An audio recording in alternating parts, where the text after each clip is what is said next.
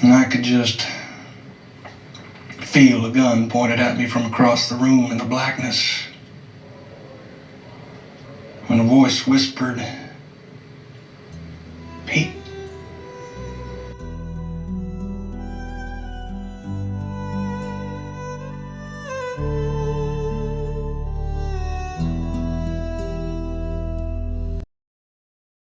Welcome to the Beehive Saloon.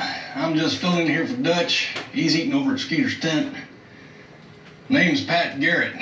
Gonna get right to it. I guess I'm best known for shooting Billy the Kid. But lots of things happened before me and Billy met in that pitch black room where I had about 2 seconds to kill Billy before he killed me first. So that's what I did.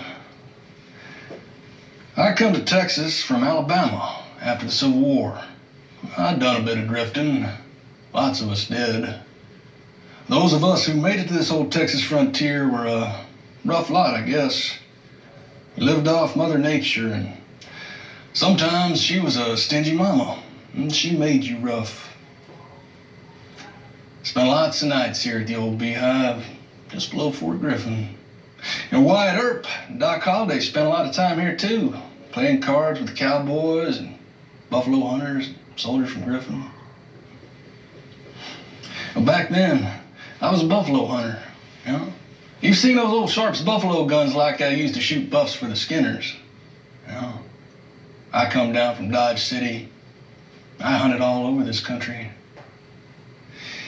And I could tell you some scary stories about how the Comanches chased us hunters back into Wrath City, Griffin now and then, but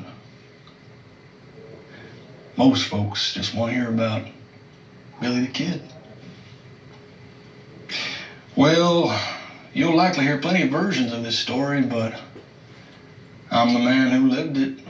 So, let me get on to it. Well, it was like this. After the buffalo played out, I drifted on out to Lincoln County, New Mexico.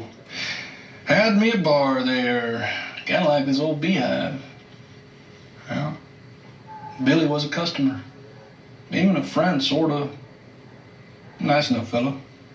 He was a gun hand. Senorita sure liked him. He was a little guy, but he weren't no wet mop. Now, he'd shoot you faster than you could say Jimmy cracked corn. But except for stealing now and then, of course, killing all those people, didn't seem like a bad fella. Some of those folks he shot probably even deserved it. Anyway, folks in New Mexico got fed up with all the fighting. They hired me as sheriff. Told me to bring in Billy, dead or alive. Well, I trailed him for a good while down to Fort Sumner and rode up to the house of Pete Maxwell, a friend of Billy's, at night, and thought I'd slip in, see if Billy was around. Of course, I had my pistol. Oh, it was pitch black, and I heard a bed creak as somebody got up, and I could just feel a gun pointed at me from across the room in the blackness. When a voice whispered, "Pete." I knew it was Billy. And I shot him. Shot him in the dark.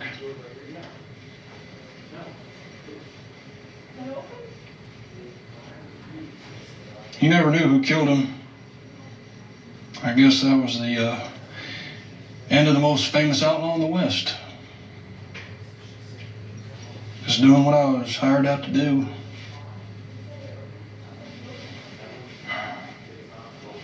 Funny thing, I was a hero for a while after that. Even wrote a book about old Billy. But then I lost the next election for sheriff. Guess folks just wanted to be shut of rough guys like me. Wanted to be civilized. It was, what's that word? Transition time. You know, When civilization took hold, it really moved fast, like Abilene Town. It was started from nothing by the railroad. Same summer I killed Billy, and that was just 3 or 4 years after Colonel Mackenzie starved Quanah Parker and the Comanches on the reservations by shooting up all their horses in the Paladuro. Yeah. Yeah, the wild old days faded fast. Men like me and Wyatt and Doc and Bat Masterson, and even hard case killers like Billy the Kid and John Wesley Hardin, them Indians like Satanta. We just didn't fit in with civilization. We were a holdover of wild times. Bad times, I guess. This country was working on being peaceful. And they didn't want us around no more. And soon, we weren't. In the still of the night, by the candle's dim glow, two shadows danced